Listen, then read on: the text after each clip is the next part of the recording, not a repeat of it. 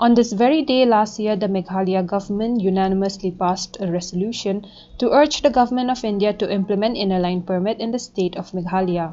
Meghalaya Legislative Assembly channel met up with Leader of Opposition Dr Mukul Sangma to talk about his opinions on the ongoing demand for ILP and MRSSA in the state.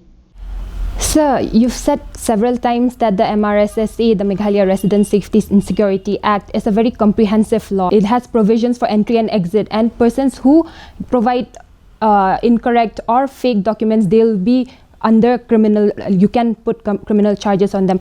So, sir, why ILP? The issue of ILP eventually, which is not new, in fact, the culmination of discussion and long-run engagement with the civil society organizations, which paved the way for enactment of Meghalaya Resident Safety and Security Act, was on the basis of the long-drawn demand for implementation of ILP. In other words, the demand for bringing Meghalaya within the purview of Bengal Eastern Frontier Regulation 1873. And implement ILP. Now, at that point of time when we decided, okay, we can have our own law in the form of Meghalaya Resident Safety and Security Act, that time, the situation as we looked at the time was not as challenging as it is now. There are justifiable apprehension. I'm saying this apprehension being expressed by the people in respect of the situation which will unfold after the enactment of Citizenship Amendment Act cannot be just somehow shrugged away. You have to be analytical and understand the likely magnitude of challenges which will be unfolding in the years to come, and that apprehension is therefore considered as justifiable apprehension. Therefore, situation changed. That's the reason why all the political parties came together and ultimately took a historic decision in the floor of the House last December, meaning December 2019, to adopt an unanimous resolution to urge upon Government of India to put Meghalaya within the purview of Bengal Eastern Frontier Regulation 1873 and implement ILP in respect of Meghalaya. So that is the different scenario.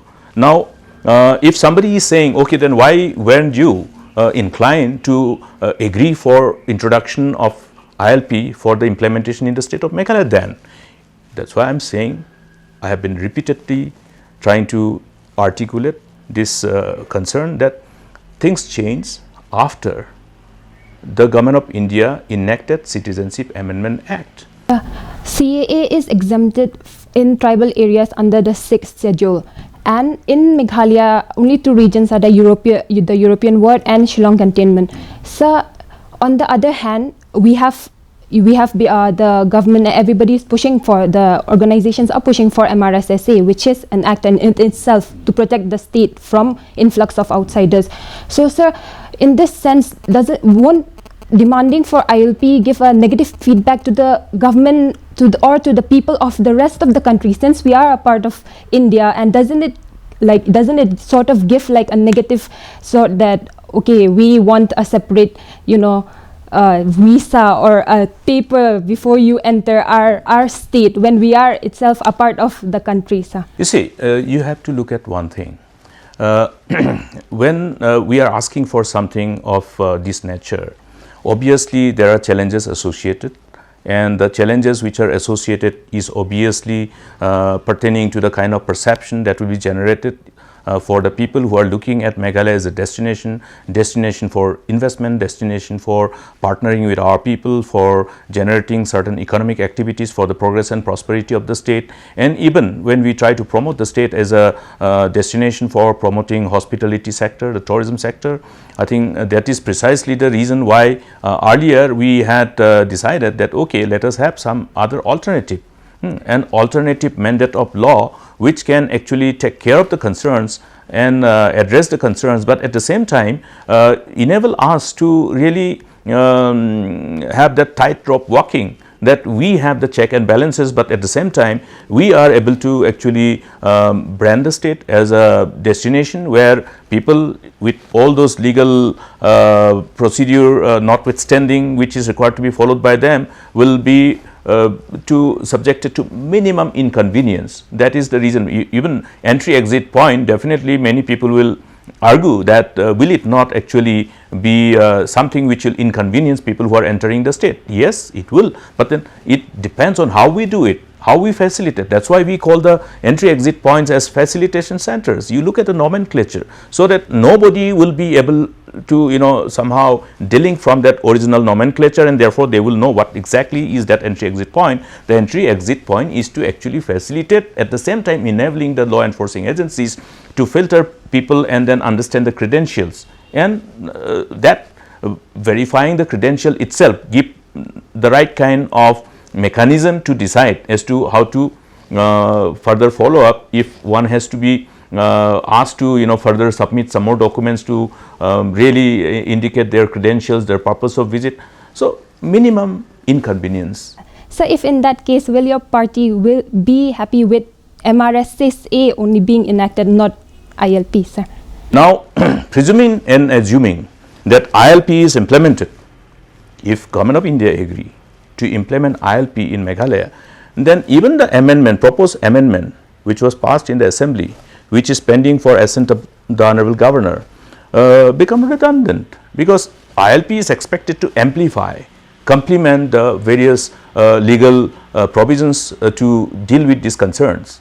So it is a complementary, it is not going to be enough in isolation.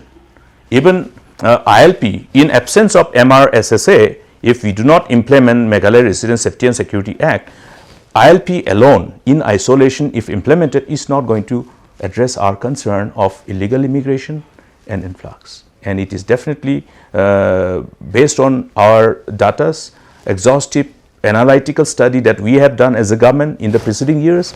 You look at the demography, the population structure of the states where ILP is in force, ILP is being implemented, whether it is in case of Nagaland, whether it is in case of Arunachal Pradesh, the population of non-tribals or the population of the communities who are not belonging to the indigenous community, the tribal community of Nagaland, have increased after the creation of the state, after the in the preceding decades.